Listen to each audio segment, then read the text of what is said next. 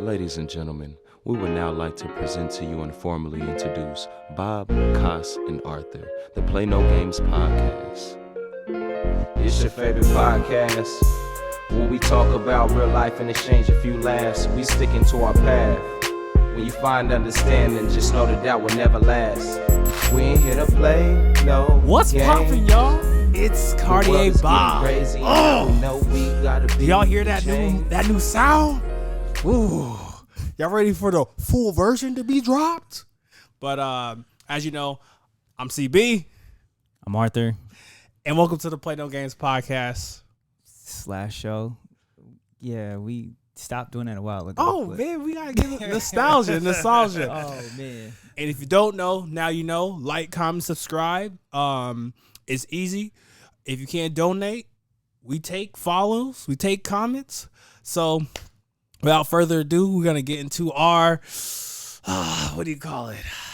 Our most famous segment of the show.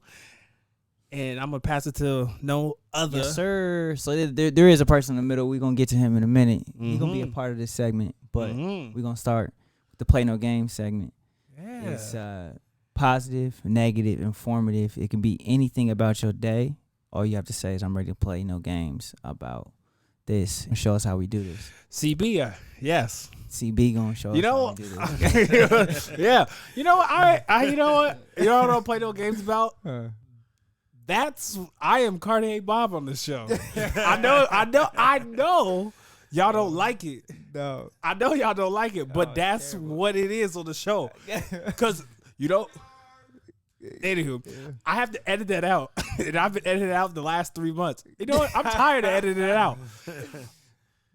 So, for y'all don't know the story, let you know the story. Talk to me. So, I don't own anything Cartier, right? Got it. And I had this one outfit on, and there's this one chick, her name was Sarah. She was actually on the show, and she was like, "Rob, you look like a guy who would like rock a Cartier bracelet well." So she showed me this bracelet, and I was like, "That's me." And she's like, "Forever, you're Cartier Bob. You gonna get that." So from there, because she saw that I was a diamond in the rough, she already seen it, and I was like, "That's a perfect name for me." Right. I'm Cartier without none of it on.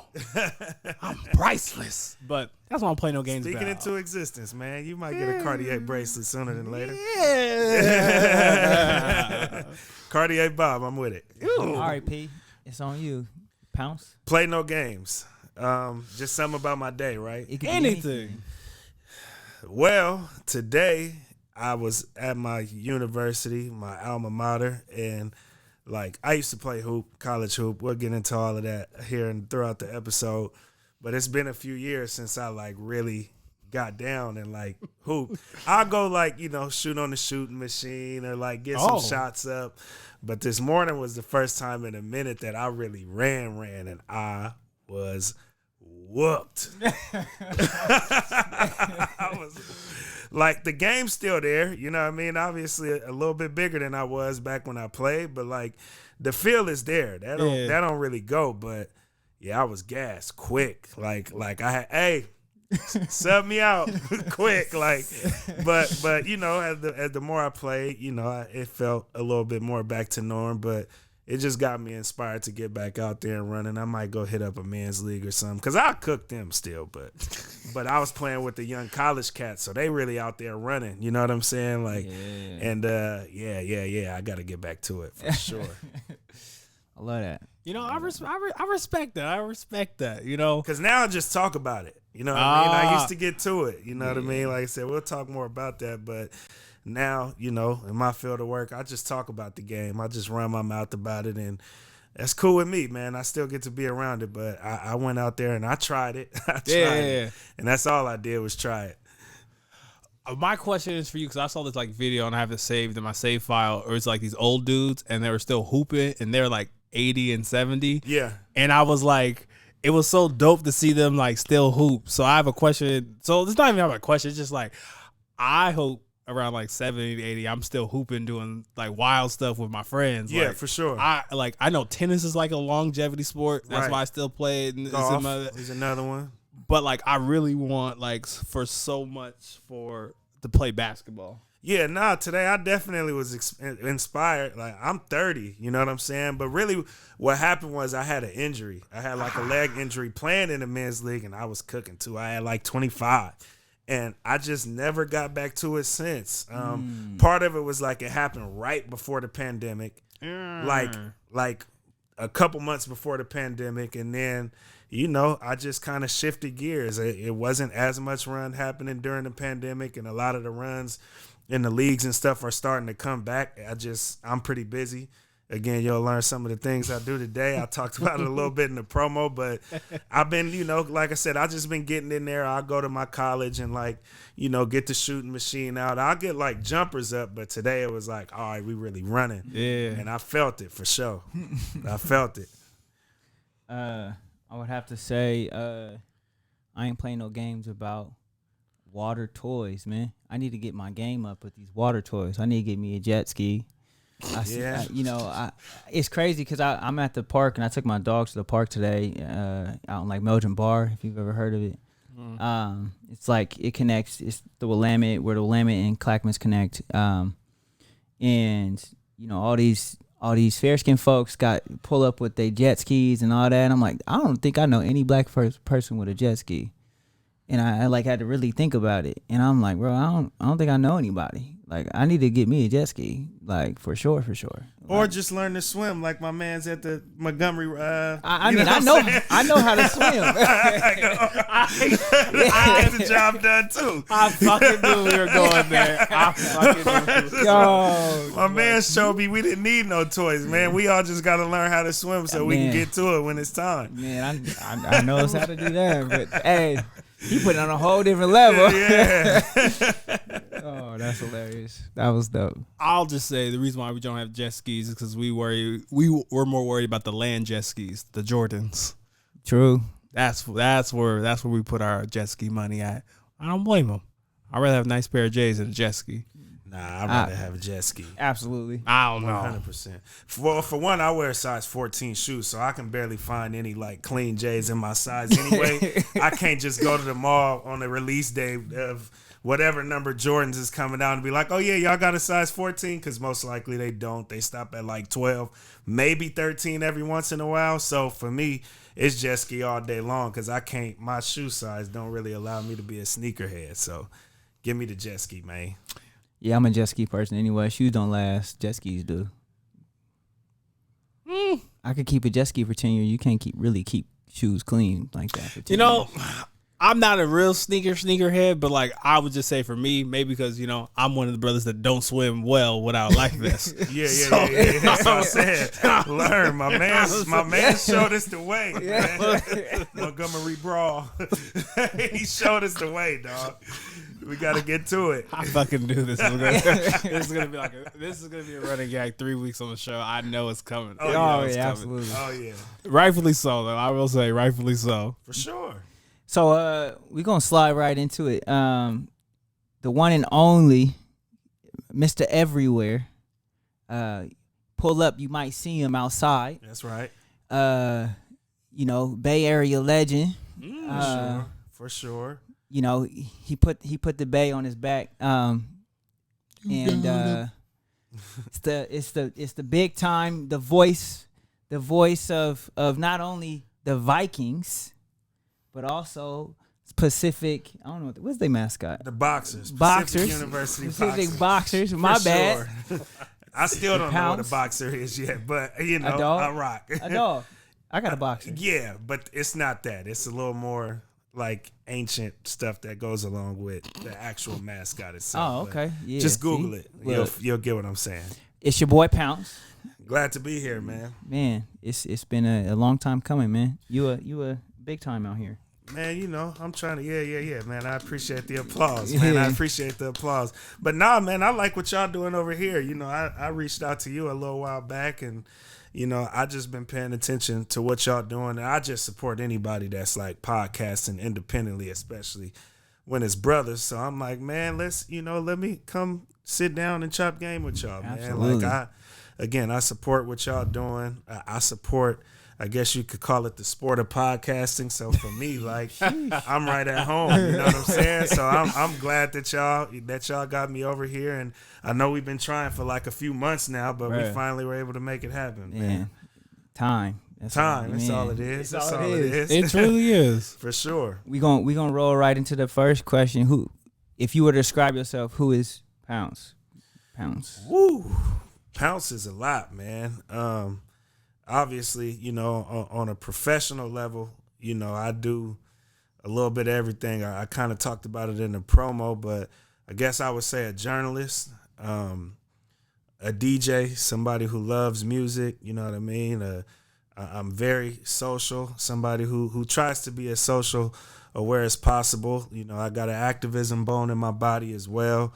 And so, you know, I just try to, you know, do anything that I'm interested in is kind of what I try to do. I feel like a lot of times people like try to extend their reach a little bit too far because it seems like the trendy thing to do or the right thing to do. But for me, you know, I just like to really like hone in on my interests, which tend to be more so like sports, music, and politics, and I just kind of deep dive into those worlds. That's real. That's dope. Yeah, so like I said, I do a lot, man. Like we'll again get into all of it, and you know, I try to find creative ways to bring those worlds together too, because I think that's been really key and really vital for me being able to like sustain in this space, in the journalism space, is to really just like make those worlds collide, because you know when you're a one-trick pony, once they find out that trick ain't really tricking, now you eliminate yourself from being able to make stuff happen. You know what I'm saying? So like I try to be a dude that does more like intersectional work, so that way I can bring these worlds together. But again, if one thing falls by the wayside, I got other things that I can lean on. Yeah, that's real. Yeah, that's super real. So you talked about your DJ stuff. Yeah. Talk about it. So, you know, you everywhere. You in all the bars. Yeah, we could start with the DJing, man. Like I guess the origin story was being in college. I was a college basketball player at Pacific University. And, you know, when you're a college hooper, especially back then before the NIL days, not to say that I went to a big enough school to where I was going to be cashing out on this NIL stuff today. But for anybody, at that time, it was the norm that every college hooper was broke. You know what I mean? Even the ones that were at big the times. High major D1s, you know what I'm saying? Or you was doing something like really illegal. And so, you know, at the time I met a dude who was a musician, and he was like a local DJ as well, and he and I were just kicking it, you know, doing what we do as college students, indulging in whatever it was we was indulging in, and you know what I mean, and we were having a music conversation, and he was like, man, you know a lot about music, which, you know, I do got a pretty extensive like familial music background, but I just always kind of lean more into playing ball and playing sports. So he's like, man, you know, I DJ, and he's like, I got these different bars, and I've been kind of looking for somebody that can like hold down one of the spots that I was able to kind of like get a gig at, but he's like, I can't be everywhere at once.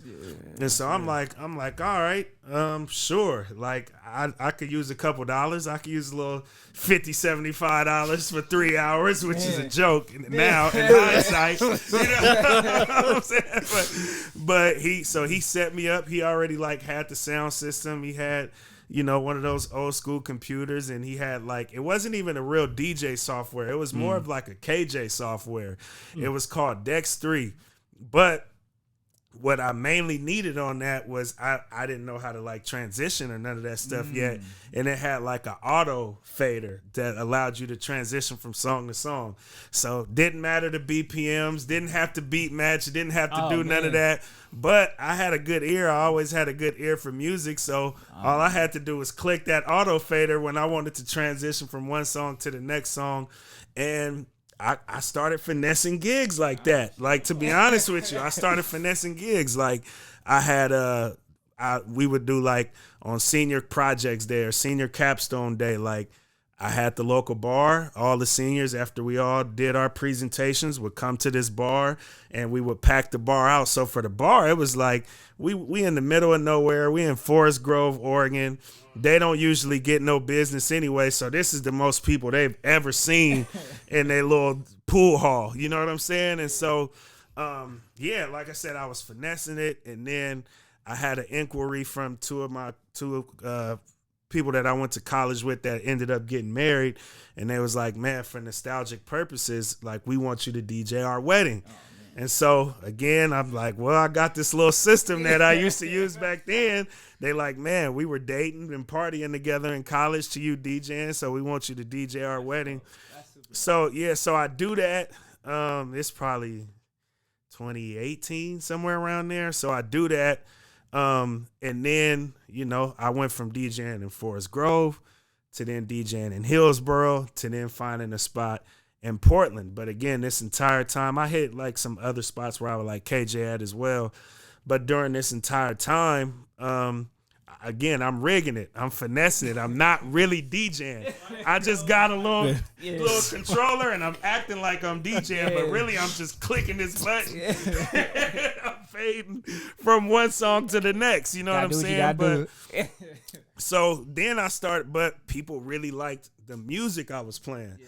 So it became more about the music, and the transitions didn't sound too bad because I got this little auto fader. But I'm not telling them that, you know what I'm saying? So, so then, 2020 comes around, really 2019, I finally got what I would consider like my first residency at this rooftop bar.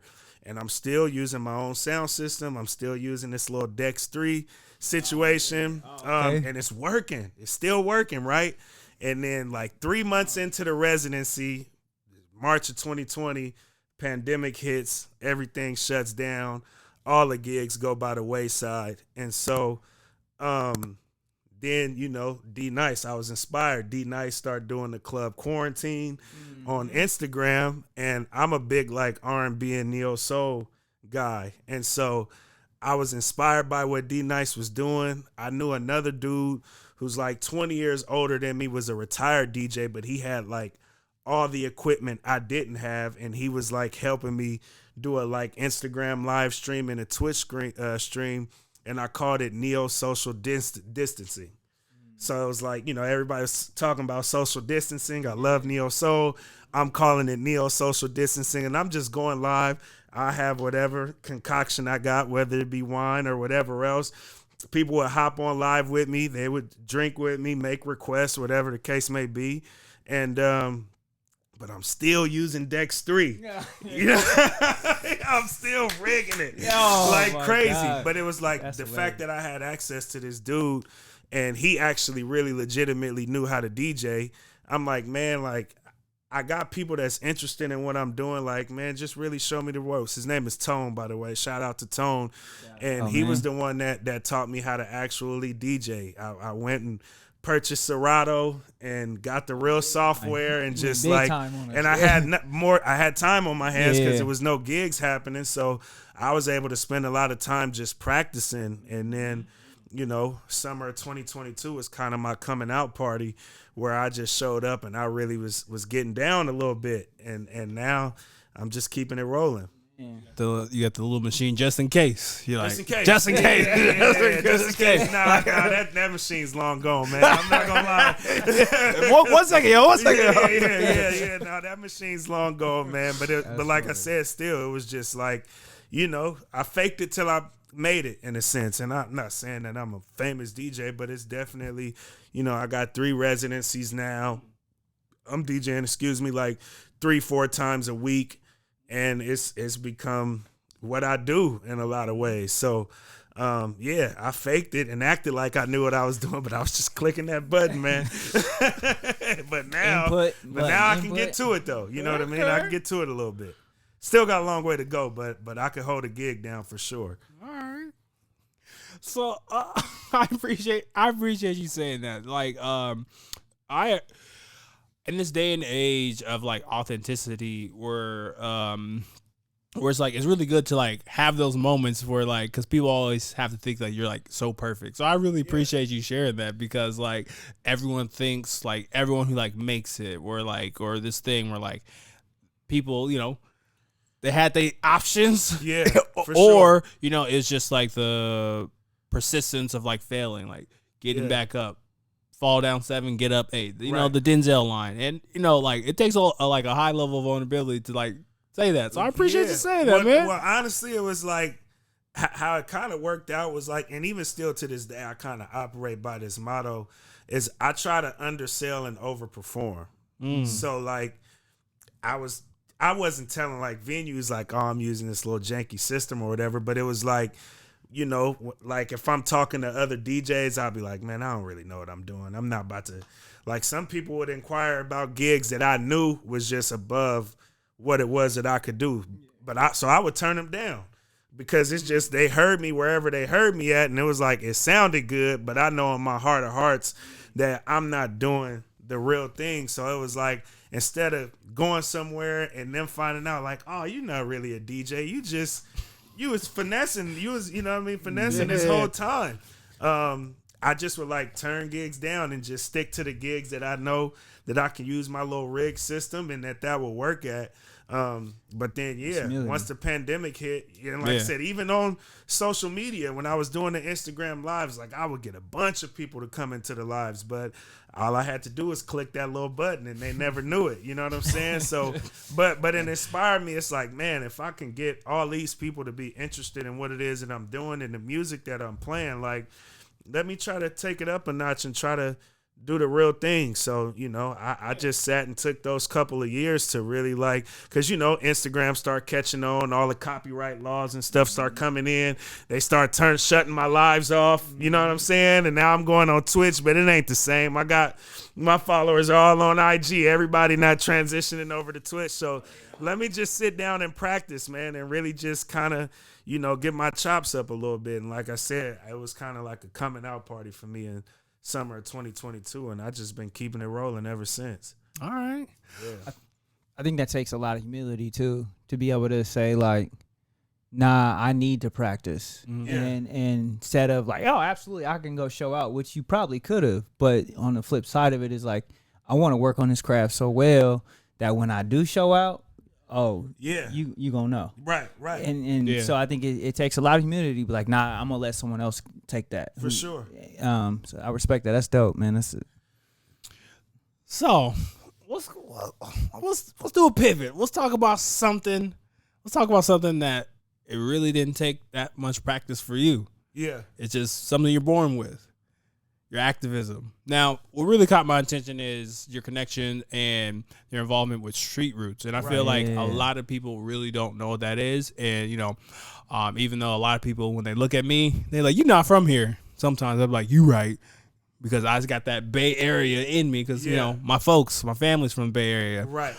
But even still, a lot of people don't know the benefits, what StreetRoots actually does and performs for our city. So I'm just curious, can you please just elaborate, tell people what StreetRoots are, like for how they can get involved? Yeah, no, definitely. Obviously I mentioned I'm a journalist, and so to just first off talk about what StreetRoots is as an organization. Yeah.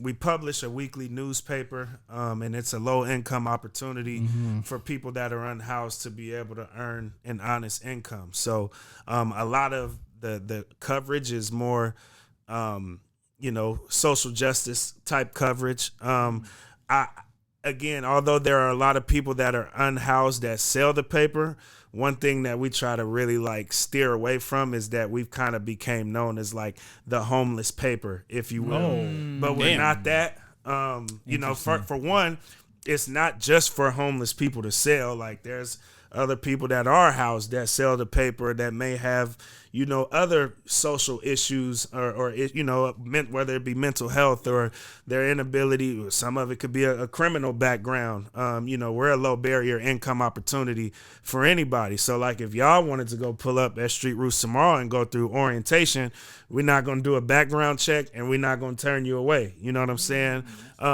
But a lot of people kind of put that stigma on us that, oh yeah, that's the homeless paper. But really, we're just trying to help people earn an income. But our contents within the paper is super, super dope. Again, a lot of it more primarily social justice based, not just housing based. And so for me, man, I started off doing just sports radio, but at the same time that I was doing sports radio, I was doing my podcast, which I actually started like a month or two before sports radio. And so my podcast was more of an intersectional podcast that was inspired by a course that I took in college that was called Sports and Politics.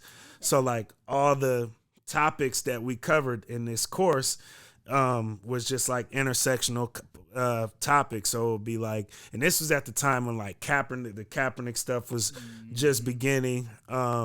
We had, we had a section where we studied like, how sports intersect with like religion and Muslims and like people wearing hijabs wearing sports, obviously like sexual misconduct in sports, race in sports, like all of these different elements, these like political elements that are like on the edges of sport that intersect with it. So that inspired me to start a podcast called Wake Up and Win. Obviously, the woke part, we know, yes, y'all go follow, subscribe, do your thing, Wake Up and Win podcast. It's in the description. That's right. So, I'm doing that, but at the time, I still don't really have that much of like a political backbone, but I was able to connect with people that did. And so at the time, it was more so when I started the podcast, I was doing interviews with people that covered these more so like intersectional topics or were activists in their own right when it came to these intersectional topics with sports and politics. And then that helped me ended up landing a radio show on 750 The Game.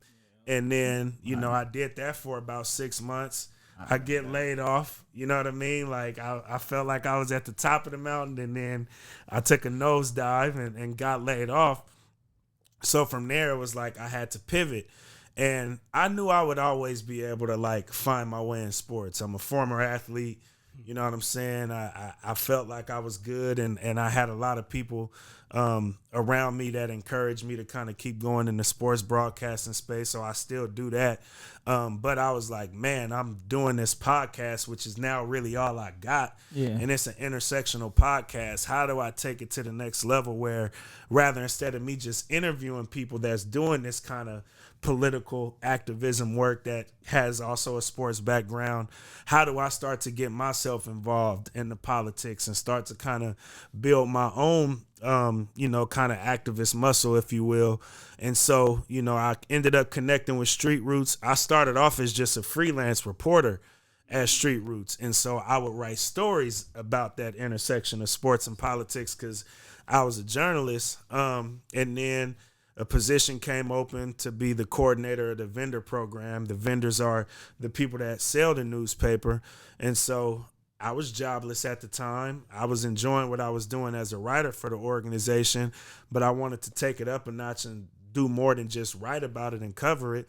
And so as a vendor program coordinator, I ended up getting hired and I was able to start like kind of just, it was almost like I was shadowing our executive director who kind of like leads the charge when it comes to the activism that we do and the advocacy, especially that we do within the organization.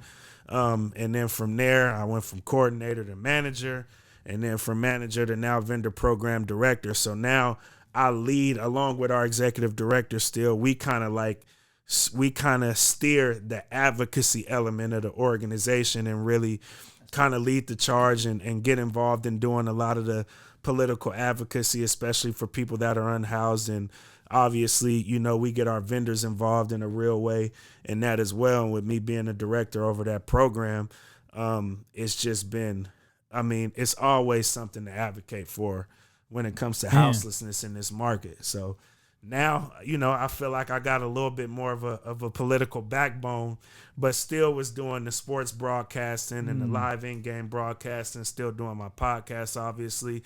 So now I don't do as many interviews no more because I have enough contents to talk about week to week about stuff that I'm actually like in the field doing. Yeah. More so than having to interview other people about what they're in the field doing. So it's just kind of how it's worked out.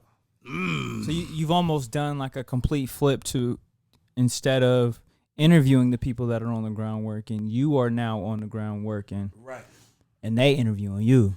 I'm getting interviewed very often. So definitely. it's like this complete 100% switch, but I think it goes to show also about your work ethic and your mindset. For sure. Of in this battle of politics. Like you talked about this motivation and this hunger to, stay hungry in this aspect. And I think it's big, especially in Portland with houselessness. Someone has to advocate. Someone has to speak on it. Somebody has to talk about the things and the disenfranchisement and all the things that's going on in the community. So it's like, I think it's huge. StreetRoots is doing amazing work. Definitely. Man, congratulations on that. Yeah. Appreciate it. And yeah, man, it's like, obviously houselessness, especially as you mentioned in this market, is a real touchy subject. I mean, you even look at, it was just an article like last week in the New York Times about homelessness and just, the drugs that are happening out in the streets and addiction and obviously, the destruction, whether it be, people getting their windows busted or just the aesthetic, because it's not pretty out there. You know what I'm saying? Like, as somebody that's in the field every day, like, I'm not going to sit here and act like it's pretty. But at the same time, like, sometimes you need to get exposed to the fact that it isn't pretty to be able to understand why it is that we need to make particular changes. And instead of like kicking the can down the road just so the wind can blow it right back, like, how do we come up with real solutions to kind of just, minimize this crisis that we have out here right now, which is homelessness? I really appreciate you saying this because, if our other co-host was here, his name is Kos.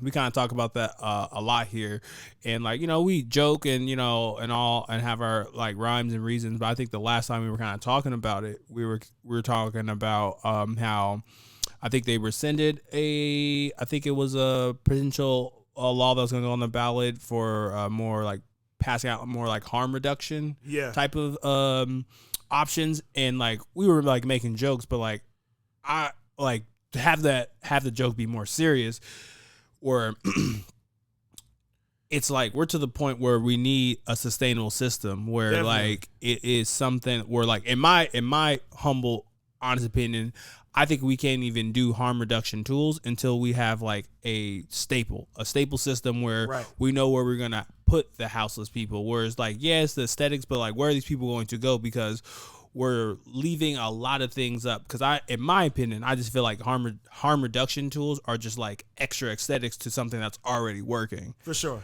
To give people other options, like we're giving people options 4, 5, and 6 without 1, 2, and 3. Right. So like anyone who like I love my brother to death, and like he's very like for the people, unions, all these things. Where it's kind of like, how can we be sometimes mad at people who are in the middle class who are like, I don't want houseless people outside in front of my house. Right. I'm to the point where I'm like, are you gonna invite that person to live in your house? Like, yeah, you can get like, it's like we're so far from the original point of how do we help these people, and it goes back to our elected officials who we put in the office. Definitely. What's the most sustainable thing for all people? Right. So yeah. In my opinion, in my humble opinion, I'm a housing first advocate. Oh, big time. But obviously I do understand stuff's not going to happen overnight, but obviously that's why, like, I do have a lot of people that's like, man, you going to be a politician or an elected official one day. And I'm like, nah, I'm not really kind of leaning into that calling. And maybe I will be. I'm a never say never type of guy, but like currently, like I'm all in with the advocacy aspect because it allows me to kind of push these politicians in ways, and these elected officials in ways that, are a little bit more structured. Because, there's for one, there's systemic flaws. Oh. So dealing with systemic flaws, I mean, even an example of that, like, you know, we're always told, like, if we want to get involved in local politics, then like go to the hearings, go to the sessions that they're the town halls and all of that kind of stuff. And even those are flawed in a lot of ways. And oftentimes it's like more so a thing that the elected officials have to do. But I've even seen instances where, like, because we do advocacy work at StreetRoots, we caught wind that there was a city council session happening, and we wanted folks to go testify at this session. And so we got like 20 vendors signed up first, right? But it ended up being like 200 people that ultimately signed up. Well, behind the scenes, some of the elected officials that had particular interest went and told, you know, the clerk or whatever who was going through who would speak in the order folks would speak in, and kind of like shifted a bunch of our people to like the back of the list so that the businessmen or the business people that he more so had interest in and supported would be able to kind of testify first. Obviously, people not staying for all 8 hours of these testimonials, so it'll make it seem like, oh, these business people are the ones that are kind of speaking for what the post of the city is, but in all actuality, they made it to be that way. You know what I'm saying? Because these were not the people that signed up, and that was not the order that people signed up. So it's stuff like that that's a turnoff. You know what I'm saying? Like, and I see this kind of stuff happening, you know, doing my advocacy work, and it's like, damn, like, now I don't even trust that. You know what I'm saying? But this is what we're told to go do. But this is the kind of stuff that happens behind the scenes. And go ahead. This is why corporations are people. And this is why my way to Super Mario to really help my community and build my own peace is to be a well-oiled machine business where, like, it's almost kind of like, you got to look like this. If I'm in and out and I'm like, you know what, we got to get these streets fixed or we pulling up out of here. I have power. I'm to the point where I agree with you so much where I'm just like, things that you're saying, because like I'm thinking about me. If I wanted to take the elected route, because I'm very like, get the job done for all people and things like that. For sure. And I'm like, man, I don't think I'll last as a mayor, because once I know all the secret stuff, I'm getting on Instagram Live being like, guess what? There's aliens. And it's right. No, and it's crazy because at this particular session that was happening, again, we got our ties in city council as well. So at the time, Commissioner Hardesty was on the council. Hey. So we texting her staff, letting them know, like, yo, this isn't the order that folks signed up in. Yeah. So then Commissioner Hardesty gets the text while she's at the podium, and she calls it out, and all the other council members are like looking stupid. And then the clerk is like, well, yes, I was told to change the order of the testimonies or the testimonials. You know what I'm saying? So it's like, when you kind of see that that's the kind of stuff that's happening and that's what's going on, it's like, damn, like, that's discouraging, not only for the people that are unhoused, but anybody that wants to go up and testify, because now it just feels performative more so than us like getting to an actual solution. So that's why I'm really like honed in on the advocacy piece, because that's the kind of shit that's happening that I want to call out. I think that's a huge piece in which government continues to perpetuate in our society too, is like, how can you sell me a ticket? Yeah. And it's like, yo, I'm not trying to sell you a ticket. I'm trying to speak on what's actually happening. No. You need to sell me a ticket. How can you sell me this? Yeah. Really quick, allegedly, I just want to say this. I'm saying allegedly twice, because I don't want y'all to be fucking up my, property taxes. You know what I'm saying? Allegedly, I saw a mayor at a pool party, doing some things. Yeah. Yeah. That mayor.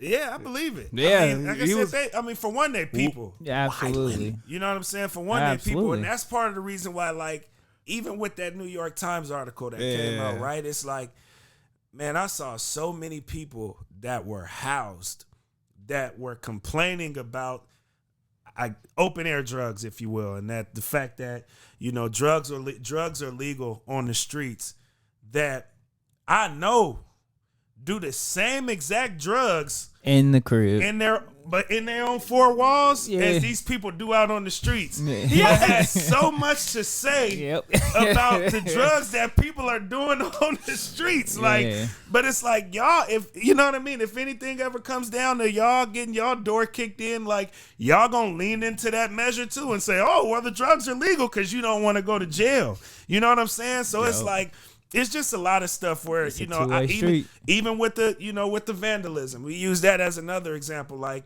you have a lot of businessmen that are like complaining about the vandalism and complaining about the fact that their windows are being shattered or whatever the case they may be, but they're not seeing a change when it comes to homelessness in the city. Well, maybe instead of complaining about the changes that aren't happening, maybe you reach out to one of those people. Say you're a restaurant. Reach out to one of those people that are on the streets and say, look, man, I'll feed you whatever I got left over at the end of the day.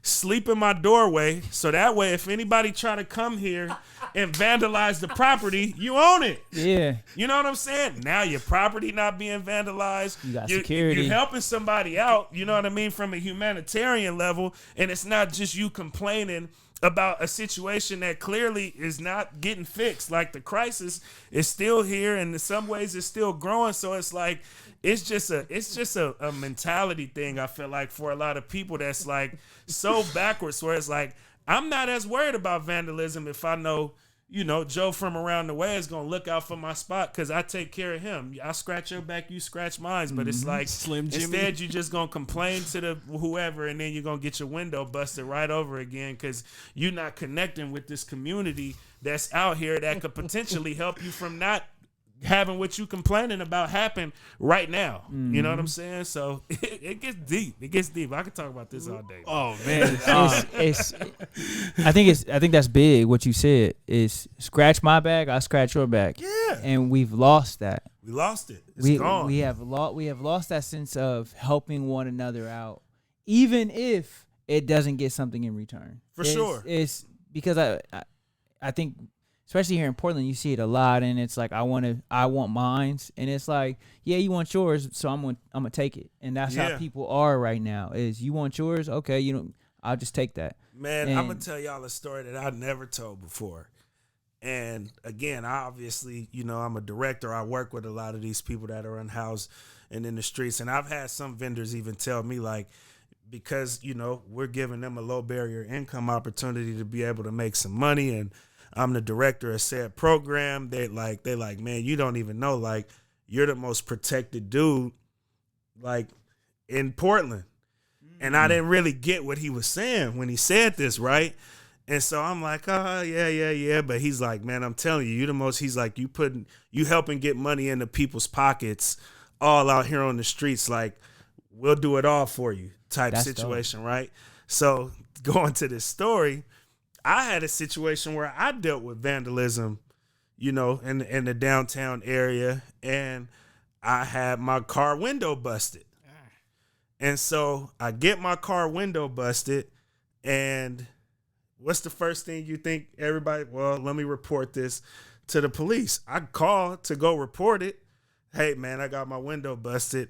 They tell me, oh, just go online, fill in a report, and that way it's on file, but we don't have police show up to the scene. So it's like, damn, y'all basically just saying y'all not going to investigate it. Y'all not going to do nothing about it. Like, but in the case that you figure it out, like, at least you got a report on file. You know what I'm saying? And we could, we got a case number for you, so on and so forth. Man, if y'all not going to come help me now, like, I'm not doing that. But what I was able to do was to go to a business that had a camera right near where my car was vandalized at. My window was busted out. Got the tape from them, went to the Office Max, picked up a USB, put it on the USB, got the film, got the footage. And what you think I did? I got all of these people that I already know on the streets. I start going to, hey, this, such and such, oh yeah, that looks like so-and-so. That's so-and-so. And I end up being able to find out who the dude was that broke into my vehicle, you know what I'm saying? And like be able to approach him myself. I'm not going to say, what happened from there, but like, you know, but still the fact that I basically did my own investigation. Absolutely. Because I had people on the streets that I was able to show them pictures and they led me right to the dude. You know what I'm saying? But it's like the police wasn't willing to help it. Like I didn't. So you the StreetRoots Batman. I figured it out. Let's just say that. You know what I'm saying? Like Vigilante. I figured it out. But it was just like, I didn't say that. I said that story just to say like, people are willing to help you if you help them ultimately. Like, and in my case, I could complain about my window being busted just like everybody else do. But a lot of people lean into, oh, they need to go to jail. They're not going to jail for life for busting your window. No. But now they got a more extensive criminal record, which is going to make it harder for them to get off the streets. And now you're going to deal with them Even busting more. your window again. And it just becomes a repeated cycle. You know what I'm saying? All because you're not willing to just reach out to them or find out, man, how can I help the people that I come into direct contact with, instead of avoiding them or shitting on them or treating them like they're not human.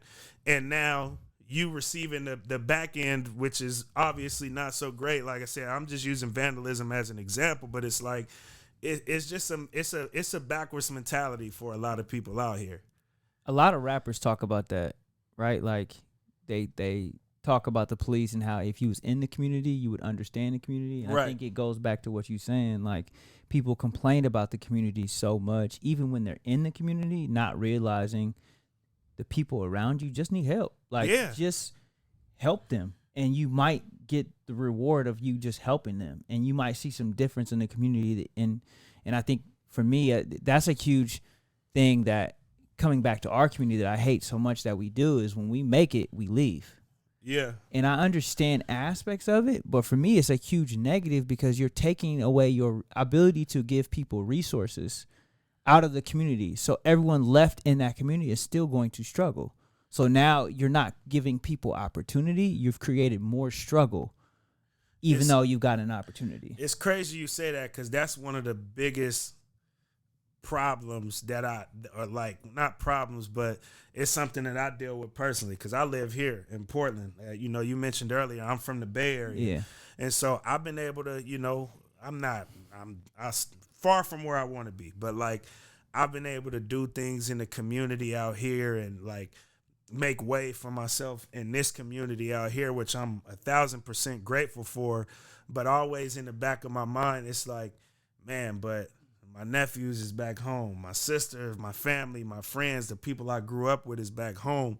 And like, what ways can I like be able to help them or give back to them? And it's like, I don't feel like I'm all the way there yet, but it's like, ultimately, that's what I want to be able to do, is to be able to give back to the people that's closest to me. But at the same time, it's like none of my people that I'm closest with back home are doing what it is that I'm doing out here. So you also got the other side of the game of like, what are the chances that I'll get caught up in what they're doing back home, instead of me coming out here, starting to make way for myself, start to figure some things out, and be able to put myself in a position to where when I do come back home, like I can show the way, rather than me get caught up in whatever nonsense sometimes can be happening back home.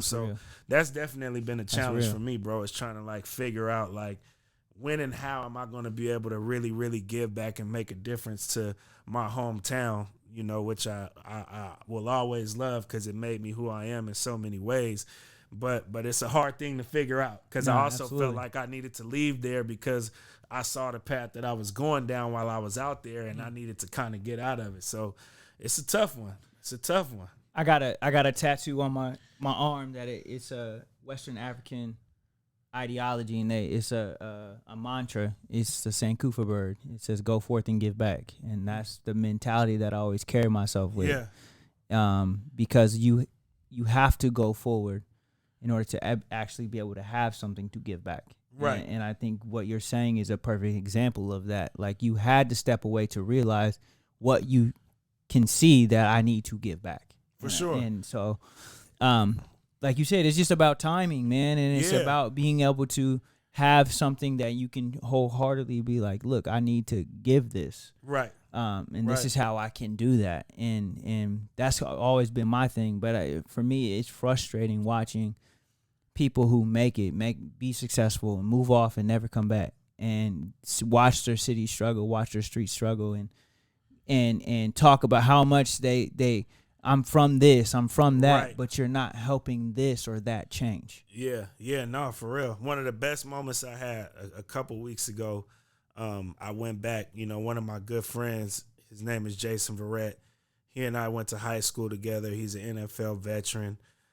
His family has like a foundation, nonprofit, and every summer they put on this basketball tournament, and it's like a $15,000 cash prize for the winning team. And so like the whole Bay Area comes out to this event. And so this year was the third year. And so he'll bring me back there, and I'll like MC the tournament for him, because obviously he knows what I'm doing professionally out here. And so I did it the first year. Then the second year I didn't do it. And then this year, like I said, a few weeks back, I went back home and I like MC'd the tournament for him. And it was lit for sure. It seemed like it was popping in But there. one of the best feelings that I had was like, it's pretty much like I had a friend that turned family. His dad and my dad are real close. Like his dad is like an uncle to me, but me and him grew up playing with each other since Mighty Mites and Pop Warner all the way through high school. And his little brother is, a middle schooler right now, but like a really good young athlete as a middle schooler. And so, his pops, just not being funny, but also like this is just the kind of dude he is. Yeah. He calls me, my name's Devon, he calls me Debo. And the young fella that I look at is really like my little cousin. You know what I'm saying? His name is Royce. His pop's bragging about him, and right in front of him, like, yeah, Debo, Royce going to be better than all y'all was as athletes. Like, he on his way. Like, he nice. Football, baseball, like, he getting to it. And it's like, that's dope to hear because that's the world that we come from. Yeah. And so I'm emceeing the tournament. Championship game is lit, going crazy. And after the tournament is over, Unc, who was telling me about how dope Royce was going to be as an athlete, he calls me and he's like, man, D-Boy, Roy, we got home and Royce said that he really, really liked and enjoyed your commentary. You know what I'm saying? And for me, it was so big to hear that because it's like what we are instilling is like Royce is going to be the next big thing out of the area as an athlete. But it's like what Royce don't understand is he's an injury away from never being able to be that athlete, but he can still, I'm 30 years old now and I can still say that I've never been away from the game because now I'm just doing it. I'm around the game in a different way. You know what I mean? But this is I'm in a space where like it's a majority white space when it comes to, sports broadcasting and sports media, especially white male in particular. And it's like, I'm glad that I was able to inspire Royce in a different way from just being able to brag about what I used to be as an athlete. And maybe I inspire young Royce to one day be like, man, if anything ever happens and, the game don't work out for whatever reason, which could be really devastating and traumatizing to a lot of young black youth, like I know that I could pursue this route of being a commentator. I still get to be around and have access to the game in a meaningful way and be around what I love. I'm just doing it in a way that may not look like me being the star that's on the field or that's on the court, but I can still be highly involved in what it is that I love instead of having these expectations put on me and placed on me that, for just to be real, likely I'll never be able to reach. Like being able to go pro or whatever the case may be is like as hard as hitting the lotto. So for me, it felt good for me to know, like, while Pop's bragging on how dope of a young athlete that you are in the 7th grade, 8th grade, whatever grade you in, to know that I was able to inspire Royce with my commentary. Like maybe one day when he gets a little older and, the game goes however the game goes, he'll be inspired to fall back into, well, maybe I can go be a journalist or a broadcaster, even though that's not what a lot of people that look like me do, but I could be the one to do it. And so that was big for me. That's dope. That's super dope. All right. I like that. I really do. It was fire, man. That was fire. That's to inspire the youth. That's very important. I see some of you need your nails done. Well, guess what? I have a place. Stop by a place called Capital Nails off Barber Boulevard, 10075 Southwest Barber Boulevard, number 6A. That will not only help you get your nails done, but help you look right for the weekend. If you stop by, make sure you say, I'm ready to play no games. Give you that sponsor shout out, a little promotion, a little discount. It's a family-owned business and operated for 2 generations of women over 20 years. It's a great for any occasion, down-to-earth staff, and a top-tier customer service and brag-worthy skills. Come catch a vibe and be swept off your feet because, dang it, they get your feet looking good. Make sure you check out Capital Nails. Descriptions in the bio, locations in the bio. Check them out. You know, I'm so glad that you said that because I feel like, you know, you're a podcaster, so you kind of know. Yeah. You get the beginning, middle, end vibe. I like that. So to sure. start a news story, I'm gonna have to just say this outright. Are the new media, as you know, Draymond would say. Or are you old media? Yeah. Like Stephen A. Yeah, I feel like I'm in between. Okay. I feel like I'm media. For one, I refer to myself as a journalist. I think there's flaws in the old media, and I think there's flaws in the new media. And I think they actually I think it's great to have both because they balance each other out. And what I mean by that is like the new media. So let's just use the Draymond example and the fact that like every NBA player has a podcast today now, right? Man. For one, I do think that it's super dope to be able to hear the perspectives of people that are like in the field. And I think that's kind of what I spoke to when it came to like the advocacy part where I'm a journalist, but now that I'm in the field and I'm doing more advocacy, in some ways, like I can cover what it is that I'm like actively involved in a way that's a little bit more intimate than me just asking somebody questions and getting answers from them. So I respect that side of it. But there is also a part of it where it's like the NBA is a fraternity.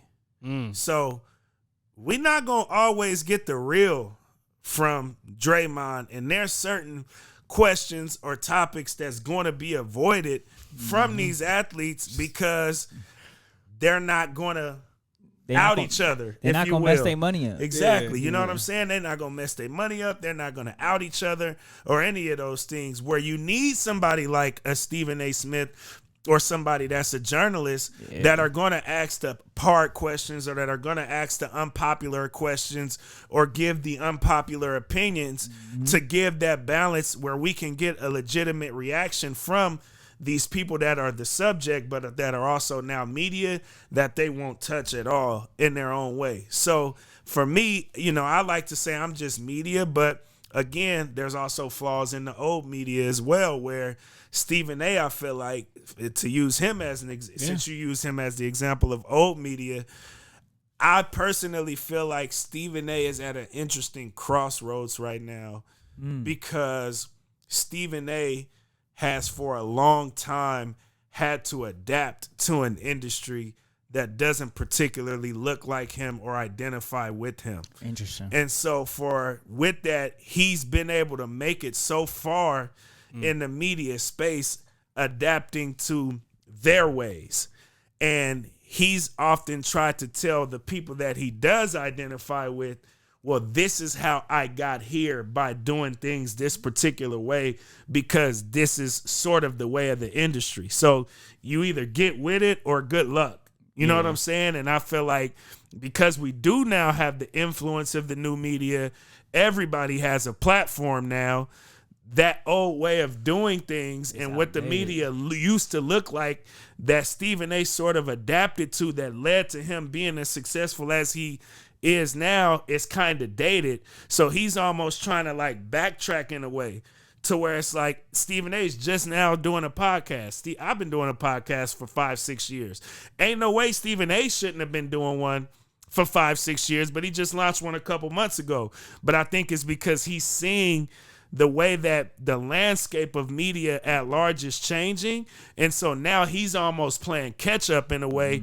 And it's making it to where a lot of his stances that have all been on camera because he's on TV every day are starting to contradict what it is that he's now trying to pursue and attempt. So he's kind of being criticized in ways that he feels like he shouldn't be, but it's because you took the route that they would want you to take. You were willing to play by their rules, and now that the rules are changing and the landscape is changing, you're trying to figure out, how do I backtrack from some of the things that led me to where I am today? Which days you talking about, because we got to be careful.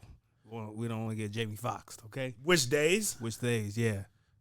When you say they, like as far as, I'm just joking around. No. I mean, I guess when I say they, I mean more so like the majority. When I say they, I'm more so speaking about the industry itself and the fact that, as I mentioned earlier, it's a predominantly white industry. Yeah, absolutely. And so Stephen A. has had to adapt to a predominantly white industry in a way that in some cases may make him look like a sellout now that predominantly white industry is being challenged in new ways. And so now he's got to backtrack from some of that stuff that led him to be able to have success in that predominantly white industry, because the industry is starting to diversify in a lot of ways. Do you feel when it comes to media, selling out happens quickly to be in that industry, or now it's changed to where people are just able to just be? I still think selling out happens on both sides of the field. Like I've said, in a way, like to me, that's selling out too. The fact that, as somebody who, and myself, is more of a traditionally trained journalist, like if we're not getting to the bottom of a situation, which is the point of like being like an investigative journalist, if you will, because of this fraternity or whatever it is that you're trying to protect, like that's selling out to me as well from what I identify as a journalist. Yeah. You know what I'm saying? So it's like both sides, I think, sell out. And that's also a reason why I operate under the belief of there is no, how they say like journalism isn't supposed to be biased. I operate under the belief there is no such thing as unbiased journalism. And I was able to just speak to how both sides can be biased in their own ways, even though they're competing against each other, trying to prove which one is actually not being biased. You know what I'm saying? But y'all are both being biased. So that's why I don't lean into either one of them. You know what I'm saying? Where it's like, I don't operate that way. With the new media has its flaws too, just like the old media has had its flaws, but they're competing against each other, but they both still got their own flaws. I'm so glad you said this because, from time to time on the show, we become a sports podcast, and I think I have the greatest sports takes of all time. And I'm just saying this, but I'll always run with the moniker of we're all hypocrites. Like, we will eventually all contradict ourselves. So I'd rather tell you I'm gonna be a hypocrite. Definitely. But you know what? I'm about to test you, journalist, Mr. Journalist. Talk to me. So you get a LeBron interview, right? And I'm talking about full LeBron interview. We just did some quick fact checking about your takes on sports. Yeah. It is false. Okay. we actually have a fact checker. Okay. So they'll from time to time check us on the fact, make sure that we're staying within bounds. So if I go too wild, I say this is just my opinion. Yeah. And then if I say something off, they give me with the facts. But all facts, I'm the greatest of all time. But anyway, I'm here for whatever, man. So if you get a LeBron interview, right? Yeah. And no softball questions. You get down to the straight journalism. What question do we all want to ask him that you would ask him? That I would ask LeBron? Yes. It definitely wouldn't be a GOAT question. For me, I would probably more so dig into. So LeBron has had this image of being like clean slated.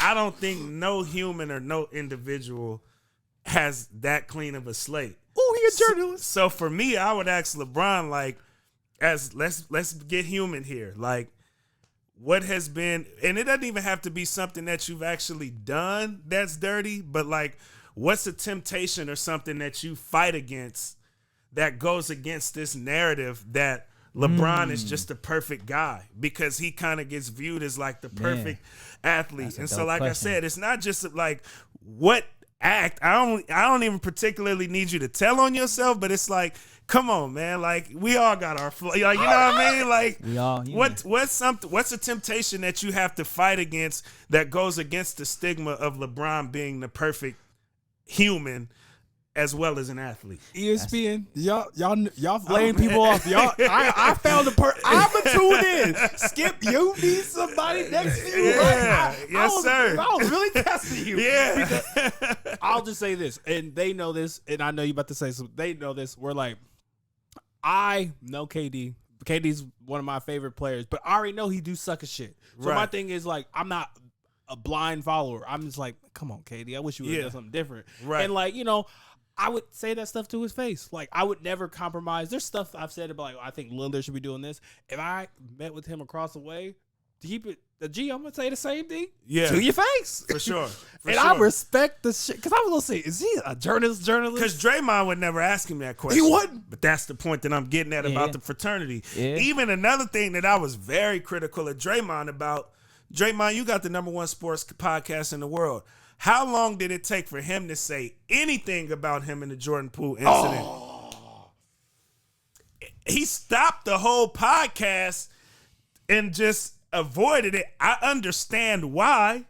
It's a lot of money at stake. It's business at stake. It's the fraternity at stake. I understand why, but for me as a traditionally trained journalist, I don't respect it because I identify with being a journalist in that way where we can get to the bottom of this. He still tiptoes around that subject in a lot of ways. I think he always will. I agree, and I understand why. But at the same time, that's one of the flaws that I speak of, and that's one of the biases that I speak of when it's like both sides are flawed, in my opinion, and that's okay. Yeah. I have my biases. Like, I'm not knocking either side for it, but it's like you're clearly going to have bias if you're old media and 80% of the people identify as the same, usually white male. Like, there's going to be biases that come with coverage, mainstream coverage, when everybody identifies as the same or the majority identifies as the same. And the same goes for the NBA. It's a 75% black league. Like, we're going to get their perspectives from their lens, and they're doing it because they're rebuttaling against somebody that identifies as opposite as them, but they're falling into the same traps and flaws that the people that they're rebuttaling and that they don't identify with have fell into in this space. That's crazy. That's such crazy information, even like beginning to think about, but it's real. It's real. It's real. It's almost in the light of, I would watch a 40 for 40, 30 for 30. Thank you. Sorry, I was having a brain fart. As soon as it came out, I was like, "That's wrong." I would have a 30 for them with Mark Jackson because I'll just say this: even though rumorly we know what he said, but hey, we ain't getting canceled by the days. Anywho, all I'm just saying is I would love to know how he's feeling and how he truly feels going from coaching arguably one of the greatest teams of all time. Yeah. Saying Steph and Clay was going to be this, and then they did it, and then getting his job taken by Steve Kerr and still not getting picked up by the NBA. Yeah. I would love for someone to have like a real conversation with him because I know he has so much to say. Yeah. And those are the stories that will never come to light and that are in the fraternity. It's in the fraternity. You know what I'm saying? Like, it's, again, I get it. As somebody that, I played college ball, which, is an achievement in itself. Yeah. Most people don't get to make it that far to be able to play NCAA basketball. You know what I'm saying? And there's certain things, it's like locker room talk. You know what I'm saying? Like, there's certain things that's not supposed to leave the locker room. Man. So it's certain things that's still happening in the locker room that they'll never talk about on their podcast. These athletes that now have podcasts, you know what I'm saying? And I get it because I know what it's like to be in a locker room and how that works. You know what I'm saying? And a locker room is sacred in a lot of ways. You know what I'm saying? But there's a bias in that still. And that has to be acknowledged, I believe. And I think I think a podcast who gets pretty close is All the Smoke podcast. They get pretty close to those tough conversations and I agree. And those, but I think they are sliding more into that fraternity aspect of what you're talking about, and trying to save grace on certain people, only putting out certain things or not the whole thing for people to hear. Which is it's pretty interesting to, as you talk about that and open up that whole. I never dove completely into it. I knew there's always like perspective and bias when it comes to people anyway. So that's always gonna play a factor when it comes to conversation as a whole. So. Yeah, I just think it's an industry that will never be unbiased, but we're always told like journalism is supposed to be just that. And it's just I don't operate by that, which is why I'm able to take, even though like I said I'm traditionally trained, I still take sort of a non-traditional route in this space, because I've learned that, you know, there's still ethics, of course, but like I don't have to operate the old way or the new way. Because again, it's all flawed. It all has its own biases. So I operate in the way that I feel most comfortable, and I'll admit and lean into the fact that I can be a biased journalist at times before somebody else has to call it out, like I in a way just called out the new media, I guess, and the old, for that matter. Everybody else. You've gained a strong follower. I cannot. like, okay, y'all gonna roast me for this. But this is why sometimes, hate him or love him, you gotta love Skip Bayless. He knows his fucking role. He's the out of bounds. LeBron James is like, look here, man. That's his family. Leave him alone. Like, but he'll go there. But see, he'll go far. He'll go too far. He'll go too far. But that's a person who he just knows he's a heel. But see, I would respect Skip more if he just said it. I go too far, and you know what I'm saying? He'll just dig his heels deeper and deeper and deeper, and going too far and making it seem like, oh, I'm right and you're wrong, rather than this is just how I feel, man. And like, hate it, love it, whatever the case may be. Like, I'll communicate it, but he won't admit that, like, there can be a bias in that, whatever that bias may be, whether it's your Michael Jordan bias, whether it, you know what I mean, whether Brady. it's what you identify as, whatever the case may be. Yeah. And I feel like he don't acknowledge that enough, so he digs his heels in so deep without acknowledging, well, like, yeah, this is how I feel because of X, Y, and Z.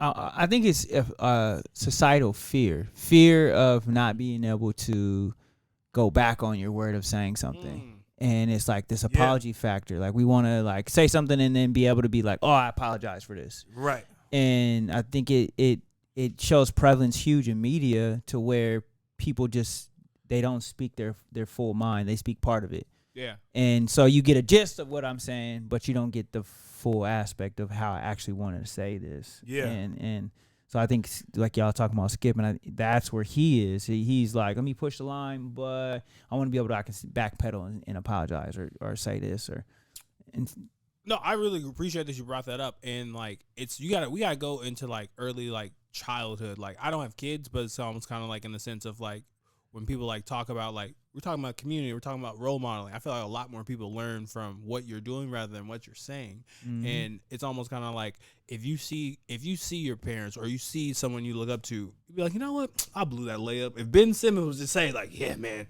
I got mental health problems, or James Harden be like, you know what, I'm at the club every fucking night. It would just people would be like, I appreciate that authenticity of you being yourself. Where like, I think P.G, I don't like his podcast. I'll say that. Look here, it's trash. But he podcast said, whoa, that name's got to change too. He said one gold nugget, and I got it from like a clip on Instagram, but he was talking about how when he went to the Clippers, he had to figure out that you can't win a championship with just me. And I respected the stuff out of that, where I'm kind of like, why don't you just say, I'm not that person, I'm not that guy, but in my role 2 guy, if I'm the number 2, we got this. We got this. Yeah. I respect that. So I love this conversation. Yeah, man. Like I said, man, I don't know, man. I don't fall into it, man. Like, if I had to say who I identify more with, it would probably be a Draymond. I'm a black man, he a black man. I play ball, he plays ball. Like, you know what I mean? Like, I get a lot of his sentiments. I understand them, but at the same time, like, I also understand the other side of the game, and like I'm always about wanting to know more and learn more. I like Draymond as a podcaster. I don't particularly like Draymond's podcast. Not because he's not a good podcaster, but because what I really want him to tell me, he's never going to tell me. Yeah. He's never going to tell me the ins and outs of I want to know about especially as somebody that's from the Bay and rocks with the Warriors. Like, I want to know what's really going on with the Warriors. Instead, you're going to tell me about every other team in the league. And I can watch you play and know that you're a brilliant basketball mind. So what you tell me about every other team in the league, I'm willing to listen to that because, again, just for me watching you play, but I personally am more interested in your team and what's happening in your locker room and what's your strategy. But I also understand you can't tell me that. You know what I'm saying? Because you have other interests that supersede this podcast that you have to protect. And I understand that part of it too, but it doesn't feed me the way that I want to be fed personally. You know what I'm saying? So it's like that's just how I feel. That's deep.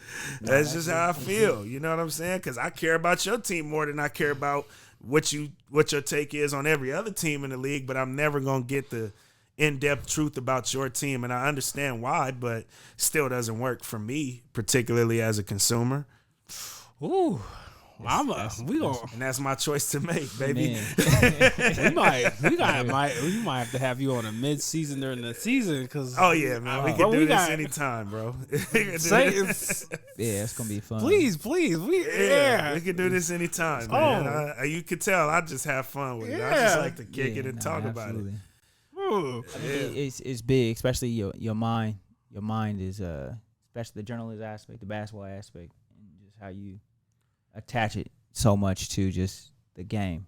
And like you said, you throw it all across in all aspects. That's why I even love what I do as a broadcaster. Like, I get to take care of my own personal needs in so many different ways. At Portland State, I'm an analyst. So I'm doing color, which means that I get to tell more of my opinion about the game, but I also played the game. I played college basketball, so I feel like I, in a lot of ways, have a right to have an opinion about it the same way a lot of these athletes feel like they have a right to have an opinion about a game that they were once a part of. Speak on that, because I think we have a lot of broadcasters who ain't never played the game. Yeah. And try and speak on a game like they've played the game. Right. And don't really know the ins and outs. For sure. No, like I said, in that case, I feel more comfortable being an analyst, being that I played college basketball. You know what I'm saying? Like, I feel more comfortable being a college basketball analyst or any level at that matter, because I know I'm in a very small percentage of people that actually played at the level that I was even able to play at. Obviously, there's even levels above that.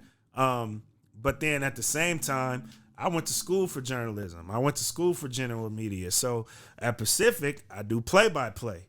And I'm not the analyst at Pacific. But it's cool because I get to kind of be more like straight up and down. Don't get me wrong, I still got my sauce and I'm able to throw in, my opinions here and there, but not nearly. That's not what you coming to me for as a play-by-play voice as you are as when I'm being an analyst on the call. So it's like I get to kind of feed more of that like traditionally trained journalist that went through the rigorous academic part of that of being a journalist as well, and I can just kind of be as straight up and down and as buttoned up as I want to be as a play-by-play voice. So it's cool because I get to work kind of both muscles, in two different ways at the respective schools. So I think there is a lot of people that don't know much about the game, that have an opinion about the game, which is great because I think it just shows how interested people are in the game, which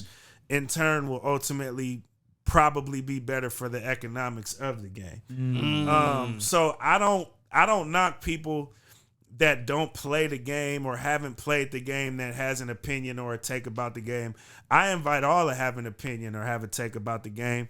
But you just might end up crossing paths with somebody that know a little more about it and how you gonna handle it when that pressure is on. You know what I'm saying? And I feel like a lot of those people tend to fold when they get put in certain rooms that ain't just you being behind a keyboard and posting some shit on Twitter or on your social media. It's like, now face it. Now you got such and such right in front of you. You know what I mean? Can you handle it now? Yeah. And that's when you get to see a lot of people's true colors and they're not really able to handle it, or what it is they say on social media or on Twitter, they're not willing to say in somebody's presence in real life that actually got experience doing this shit. Mm-hmm. Bang! You know what I mean? Mama, there goes that man. For sure. So it's like, a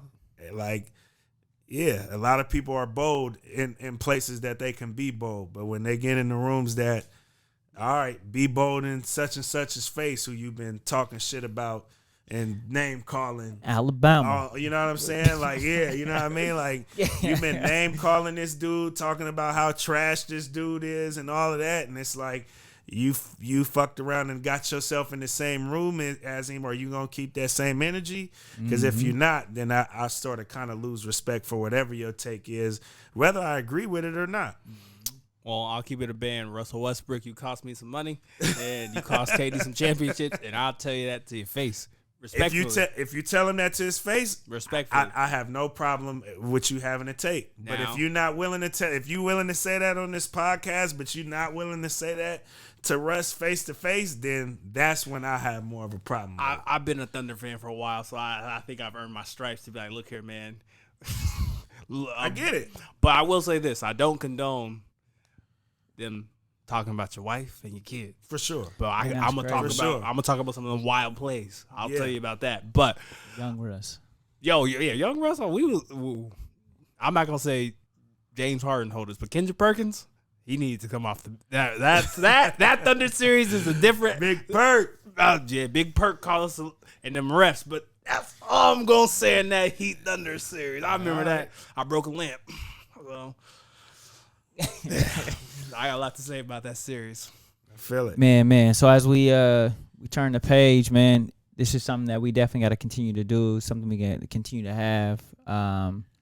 Let the people know as we wrap up, let the people know how they can get a hold of you, see you, pull up, what days you DJing, and man, you got you in a the whole lot pavilion. I got you though. I got you. Man. Hey, he be in the streets. He outside. I do be outside. Hey, I be man. outside. I'm usually literally working. Streets. I'm usually working when I'm outside though, but I'm outside is it's money in the streets and it can't be ignored. Absolutely. But with that said, that's that Bay game right there, man. We ain't even take it there today. Yeah. But anyway, you can follow me on the socials. My name is Devon Pouncey. My @ is Pounce_sation. I'm always usually more so posting on like my stories, wherever it is I'm gonna be, whether it's DJ gigs, you can check the stories for that. I post those all the time. Obviously if it's a game coming up or I'm in season, I post, when the broadcast will be based on whatever the game schedule is, how you can watch it. If it's Portland State, subscribe to ESPN Plus. You can hear me on the call there. If it's Pacific, they do more of a live stream. We might be doing more TV actually for Pacific this year. Let's go. So we're figuring that piece out though. We kind of had a little bit of a hiccup. I'll just say it, like we had a partnership with Coin 6 that was supposed to be starting for football season for like the home games, but no fault of ours or even theirs, they just got like a new national TV deal. It was a local partnership, obviously. Yeah. They got a new national TV deal with the ACC. So I don't know how that's gonna impact us being able to do big. You know what I mean? It's just is what it is. It comes with the territory of it. But you can still check out the live stream on GoBoxers.com and stuff like that. So yeah, I'm always posting whatever the upcoming gig or engagement is. My podcast, Wake Up and Win with Devon Pouncey. You can subscribe to it. Yeah. I try to drop weekly, but honestly, sometimes I'll be so busy that I just may not be able to get to it. But usually it's weekly. I'll have an episode out this week for sure. So yeah, go subscribe, check it out. And yeah, I appreciate y'all for having me, man. It's been nothing but a blessing. You got something to say? I'll just say, and then I'll let you take care of it. But no, I really appreciate it. Nah, man, you are a wealth of knowledge. You funny. You got your You I got my ways about me. You know, got 5-6 years in the game. I feel it. Yeah, I feel it. You know what I mean? I put a lot of hours in. So I want to say thank you. I really appreciate it. Thank y'all for having me, for real. Man, you already know it's been a blessing. It's been it's been well overdue, man. I can't be mad at that at all. It was well worth it. And we'll see you back on the show. And make sure you like, subscribe, hit the bell. It is free. If you want to donate to $Hero Bob. There you go. On time this time. You know. Always on time. Be ready to go. So thank you for watching. Thank you for listening. We out. Peace. Probably wondering if I think of you. Sorry, I'm for the bag right now. Yeah, I'm for the bag right now. Yeah, for the bag that I never had. Yeah, you probably mad right now. Yeah, I got a 2-piece now. Shit, I think they call them groupies now.